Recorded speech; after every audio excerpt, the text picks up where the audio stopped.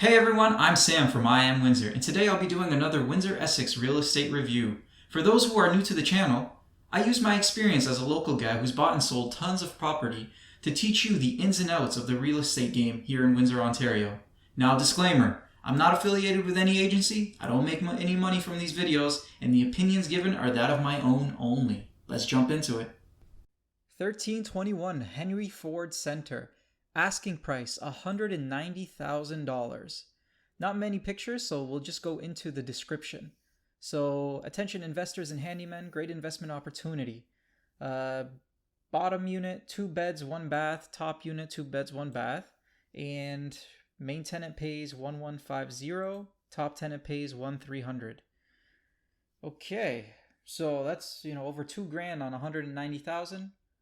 Something doesn't really add up. Those returns, just right off the bat, just being experienced, something doesn't really make sense. There's got to be something wrong with the unit. Maybe somebody just needs to liquidate right away, but the numbers right now are too good to be true. So let's just look at the picture here. 2-story, nothing special at all. Let's look at it on a map. It looks like since the map was taken, they put a fence here, whoever owns this piece of land. So average looking neighborhood, nothing crazy.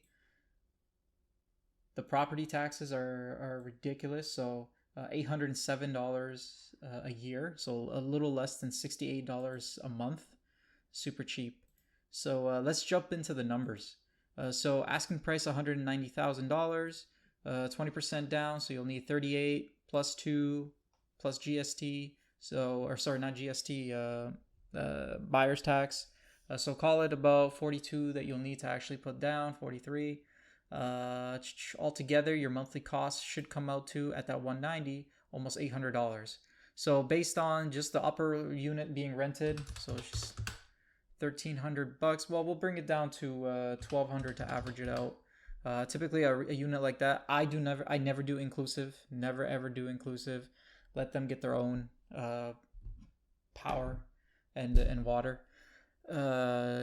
Just on $1,200, which is what they're telling us that the lower unit, is about. You're looking about $400 in cash flow, and with the principal paid off, a really really good return.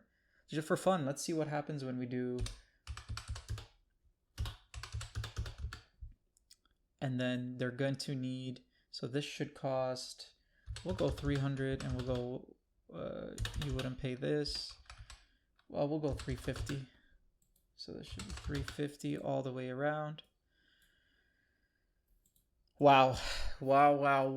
Yeah, so like I said, so if you can pick this now, clearly this thing needs work, but even if you throw in another, how much work can this need? It's 2 bedrooms downstairs, 2 bedrooms upstairs. So that's like 10 grand worth of work. So even if you bought this through 10 grand, heck, let's throw another 20 grand on top.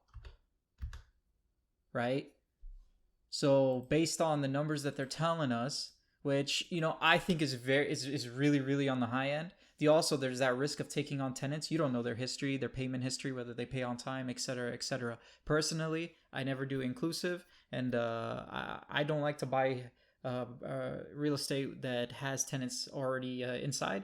Make sure that they're vacant for a couple of months, or at least a month. That way I can bring in my own tenants. I can do my interviewing process and go through all of that, just so I feel more comfortable. Not saying it's the right way to do things, but it's whatever you're comfortable with. But at these numbers, it's ridiculous. Like it's too good to be true. Let